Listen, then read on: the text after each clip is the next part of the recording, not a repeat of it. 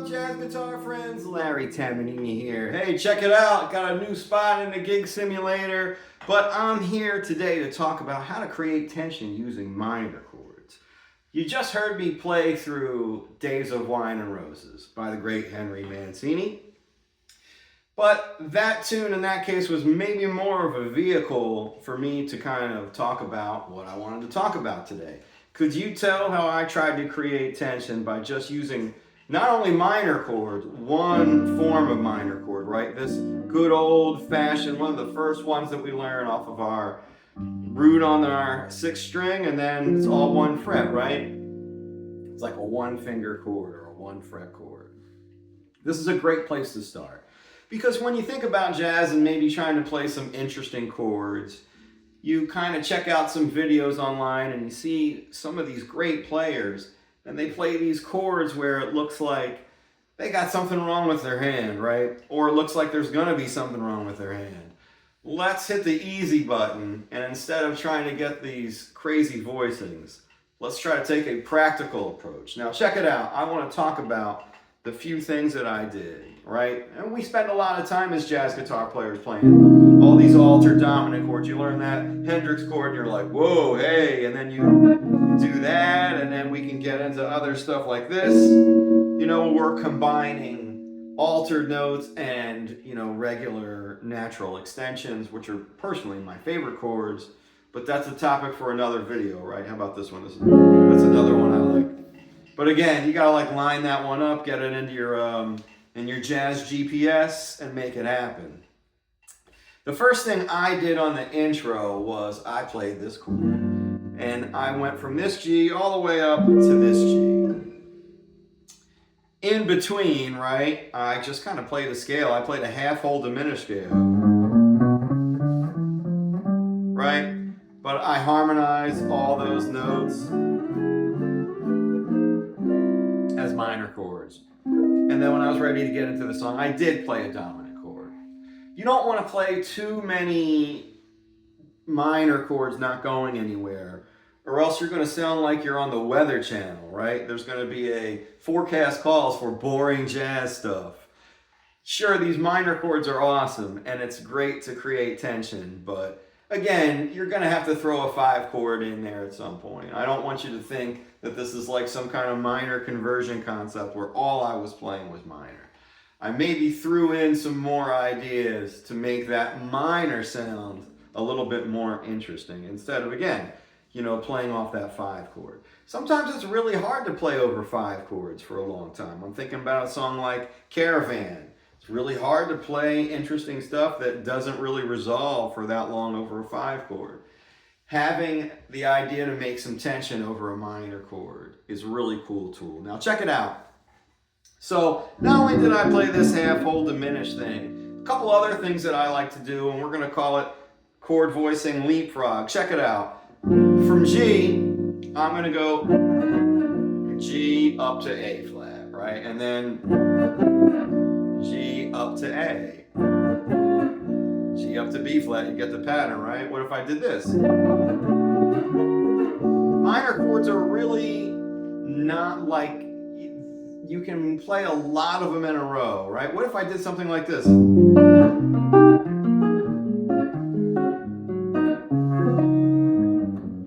then maybe I took it through minor chords through the circle of fifths. I went the 4th way though. I like that. I don't go fifths up, I go the other way, I go backwards.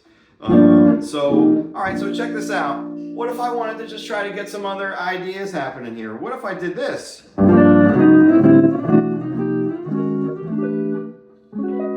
That time I went whole step, and then with my next chord, half step. With my next chord I went minor third. With this chord, up a major third, right? I mix those around.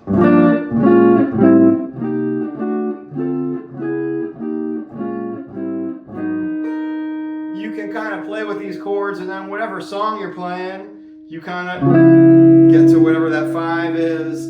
That's where you can sort of set your tempo and everything. But again, I'm creating tension with this minor chord. What were some of the other minor chords I used here? Well, after I got into this song, and again, talking about the days of wine and roses, there's a couple of parts where you have a dominant chord for a while, right? It's really easy after you play, you know,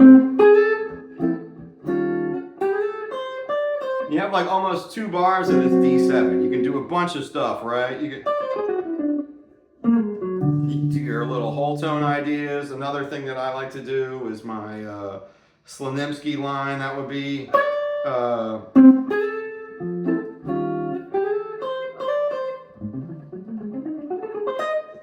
right? Anyway, easy to create tension over a dominant chord. Minor chord is a little bit slicker, right? And there's not as much tension, right? These minor chords are like passive aggressive. They're just kind of needling you in the right way to build tension. When you're playing these dominant chords, again, that's very like in your face, very East Coast kind of dominant sound, right? You know, this is maybe more Midwestern or West Coast. So again, what were some of the other ideas I did? Now, after I played that first, you know, that first part, I just kind of went up and down both ways, right? It doesn't sound like much, but it is a lot. And, you know, really you're playing jazz guitar, and again, you're trying to create tension. It's all about nuance. So that little up and down, really useful, right? And then I kind of got through the chord. I played some other minor and shapes, you know, that we can certainly talk about. But again, let's talk about this other. Usually I play a 1-6, 2-5 going back, but this time I went 3, you know, A flat minor, G, and then that time I played the 5. All right, that one was pretty cool too. And then I played the whole song. I threw in some of the same things I did before, but the ending, right? When you talk about intros and endings, classic jazz intros and endings, you hear something like this. Wow, coming down. If we were in the key of F, right? I'm playing off this D flat. Now, it's really important to kind of group these. If you don't get the grouping right, there's no way you can execute this. This is a really tough one to even land on the Hudson if you don't get that. Right? And just coming down, all chromatic, right? D flat, C. There's your first step, right? D flat, C, B, B flat. And then A flat, G. Hey, we just played that. And then at the very end, right, I have to hit that dominant 7 chord. These minor chords really don't have as much meaning if I don't hit the dominant chord a little bit. Really bad things are going to happen if you don't play the dominant chord. You're not going to set the time. You're going to sound like boring weather and channel jazz. Again, forecast calls for lame jazz cats. And, you know, it's just going to meander. So you have to, you know, you wouldn't speak or you wouldn't write and not punctuate the sentence, right? These dominant chords is just like punctuation. Is it going to be a question mark? Is it going to be a period? Is it going to be an exclamation? Hopefully it won't be a colon or a semicolon. Bebop. All right, so real quick, what are some things that we can do to create tension with just minor chords? Again, we spend so much time on these dominant 7 chords, and again, it can be hard getting boxed into these dominant 7 chords. Minor chords, so much easier to play on the guitar, right? Pretty much a 1 fret chord. And this is what we're shooting for. Simple ideas. We got up and down movement, right? We had that little kind of back and forth where I sort of went up a half step, right?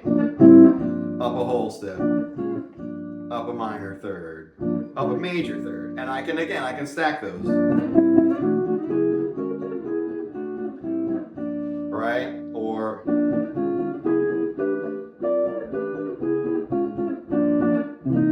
as long as I hit that dominant 7 chord, I'm cool. And again, what if I played a G major scale, harmonized in alt minor chords. I don't know, it's just something to work on. And then we talk about a stock classic ending, right? Coming down from that flat 6, all minor chords, D flat, all the way down to the 2. Playing really simple ideas with just this one chord. You can move it around. If you want to play jazz and you're saying, oh, I'm not swinging or I don't like my chords, you got to move the chords around a little bit with your left hand. There's no magical Wes Montgomery magic that's going to happen where just because you're playing the stuff, it's not going to magically. You got to put some elbow grease in there, man. All right, jazz guitar friends, thanks for hanging out. If you made it this long, don't forget to hit that like, share, and subscribe button. We're going to get some new pictures up on the wall pretty soon. It's going to be pretty cool. Thanks for hanging out. Bebop!